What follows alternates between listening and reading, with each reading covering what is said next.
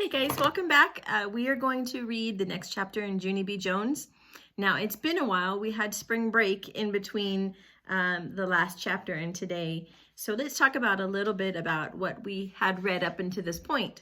So when the book started out, Junie B, she felt like she had super secret spying skills, right?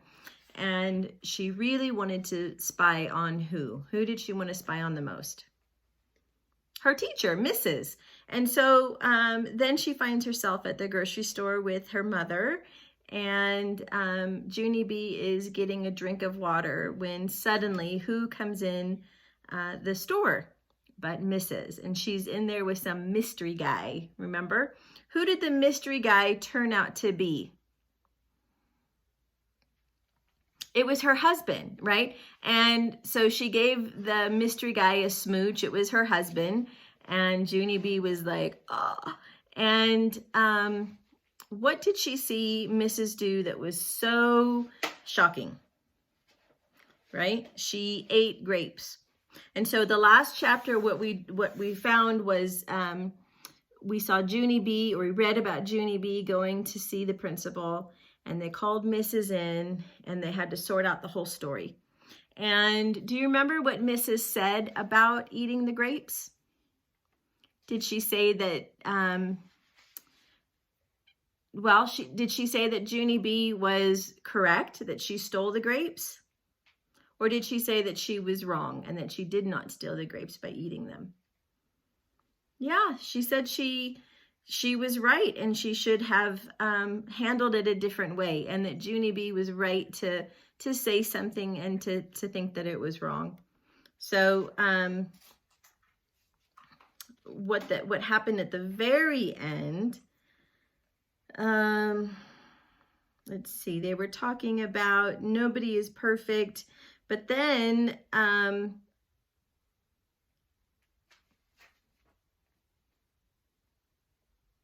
she let out a secret to the principal. Sorry, I was just reading. Let me just read this last page because it's been a while since we read it. So at the very last page of the last chapter, she says, Mrs. smiled again. Of course it was, she says. It shows you know right from wrong.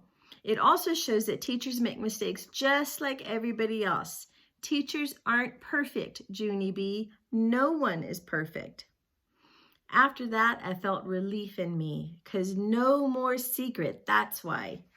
Yeah, guess what else I saw? I said, very happy. I saw you and your strange man do a big smoochy kiss, and it was right in front of the whole entire everybody.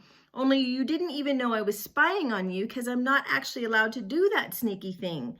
Only my mother never even find it out. I smiled, very proud of myself, except for Mrs. didn't smile back. And Principal didn't smile back too, because guess why? Another secret just slipped out. That's why. So what was the secret that slipped out? That she was spying, right? And she's not allowed to be spying. So chapter 8, here we go, moving on, called Grandparents' Day. Mrs. went back to room 9. That's because the bell rang to start kindergarten, of course. Only Principal didn't let me go too. He said to stay in my wood chair. Then he called Mother on the telephone. He told her all about the grocery store and also about my sneaky peeky spying. Principal is a squealer. After that, Mother said she wanted to talk to me. Only when I said hi, she didn't even say hi back. She said she wasn't very happy with me, Missy. And no more spying means no more spying, and we would talk about this after her work. Then Mother said she never wants to get any more phone calls from Principal. Did I understand? Did I? I looked at Principal. Mother says not to call her anymore, I told him. Then Mother did a loud groan in the phone. Arrgh. Except I didn't know why. After that, me and her hanged up, and Principal and I could go to room 9. And so I runned there speedy quick. Only too bad for me, 'cause I got there too late to sing My Country 'Tis thee, sweet land of liver free, which is my favorite flag song. And so I just had to sit down at my table, and that's all. I showed Lucille my Band-Aid. See, my head's not blowed up, I said, very happy. Too bad, said a mean boy named Jim. I made a fist at him. Then me and him got into a scuffle. Scuffle is the school word for I accidentally tore his shirt. Only guess what? I didn't even get in trouble, because just then grandparents came to room 9 for Grandparents' Day. Hey, there's mine, I hollered, very excited. Mine is the grandpa with the baldy head. Mine too, said a girl named Charlotte. Mine too, said my boyfriend named Ricardo. Then a grandma with blonde hair came in. She had long red fingernails and dangly earrings with jewels in them. That's my Nana, said Lucille. I smiled at her. Your Nana looks like money bags, Lucille, I said. After that, another grandma came in, and she runned over to that Jim I hate, and she tried to hug him very tight. Only that mean Jim just kept on standing there. He didn't even hug her back. I tapped on her. I will hug you, I said. And so then me and her hugged real tight. Must be that mean Jim. I hate your grand boy, I said, very sweet. Just then Mrs. clapped her loud hands together, and she made the grandparents sit down in back of the room. Then the children all talked about what we do in room 9. It's fun in here, said my bestest friend, that Grace. We learn to count and to read and to wash our hands after we go to the bathroom. And we learn recess and snacks and art, said Ricardo. Art is my favorite, I called out. Only my art didn't get hanged up because I painted a horse and his head turned out like a fat wiener sausage. So I had to tear it up and stomp on it with my shoes. Then that mean Jim did a cuckoo sign at me. It was right in front of the whole entire grandparents. Yeah, only everybody makes mistakes, I said. Right, Mrs. Right? 'Cause on Saturday, you kissed a strange man at the grocery store, and then you stole a bunch of grapes, and so even teachers make mistakes, right? Mrs. face went funny. Then her skin turned the color of reddish, and her voice couldn't say any words. How come you're not talking, Mrs.? I hollered out. Did the dead cat get your tongue? Just then, Grandma Miller made a loud laugh at the back of the room.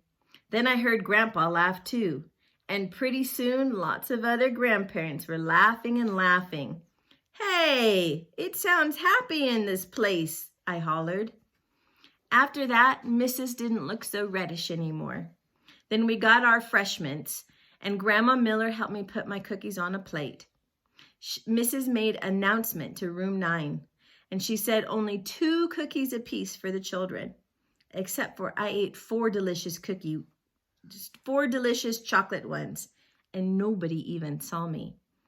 Only that's not called stealing, that's called extras. After the refreshments, the grandparents had to go home to their houses, and so I hugged my grandma and grandpa very much. And then I hugged that mean Jim's grandma too, and also Lucille's moneybags Nana. Love your earrings, I said. Then Mrs. saw me being polite, and she smiled very nice at me. Mrs. has white teeth. They are just like Grandpa Miller's teeth, only hers don't come out, I think. Except for, I'm not sure positive. And so guess what? I wish I could still hide in her hamper. That's what. And that is the end of the story. Woo! That was good. That was funny. Junie B gets herself into a lot of sticky situations, doesn't she? Well, I hope you enjoyed the book. I'll get us another one. I think you guys all like Junie B, so we're going to keep going with that one. Or maybe I'll throw in a mystery book. We'll see. We'll see. All right.